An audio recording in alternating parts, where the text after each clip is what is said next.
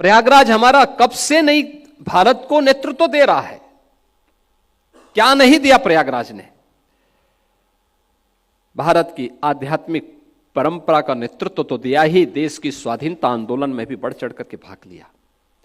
लेकिन आजादी के बाद भी प्रयागराज उपेक्षित था। प्रयागराज से लोगों की विरासत आगे बढ़ी, राजनीति के शिखर तक पहुंची, लेकिन प्रयागराज उपेक्षित रहा। और प्रयागराज का एक सस्टेनेबल डेवलपमेंट का जो प्लान किसी ने तय किया, प्रधानमंत्री मोदी जी की सरकार, मोदी जी के नेतृत्व में ही अब यह संभव हो पाया 2019 में। और 2025 के महाकुंभ के बहाने आज प्रयागराज में आप देख सकते हैं, इस वर्ष अकेले 200 से अधिक सड़कों को हम लोगों ने उनका डेवलपमेंट किया है। सिंगल लेन को डबल लेन में, डबल लेन को 4 लेन में।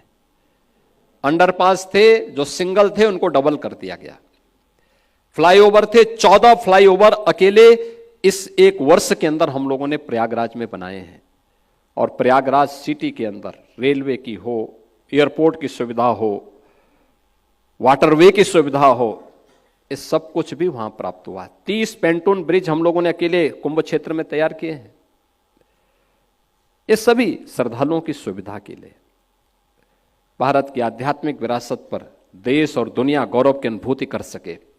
जो एक बार आए वह बार बार आए और अपनी इस विरासत पर गौरव की अनुभूति भी करके एक नई प्रेरणा लेकर के जाए, एक नई ऊर्जा लेकर के जाए। क्योंकि कुंभ का उद्देश्य ही यही है, एक नई आध्यात्मिक ऊर्जा का संचार हर भारतवासी में हो, जिससे वो अपने देश के बारे में सोच सके, आने वाली पीढ़ी के उज्जवल भविष्य के बारे में सोच सके।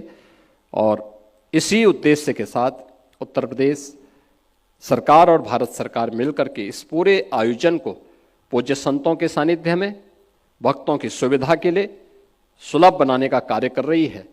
और मुझे पूरा विश्वास है कि आप सबके सहयोग से, आप सबकी शुभ कामनाओं के साथ कुंभ दिव्य होगा, भव्य होगा और अपनी आस्था और आधुनिकता के एक नए समागम के रूप में वैश्विक पटल पर अपनी एक नई छाप छोड़ेगा।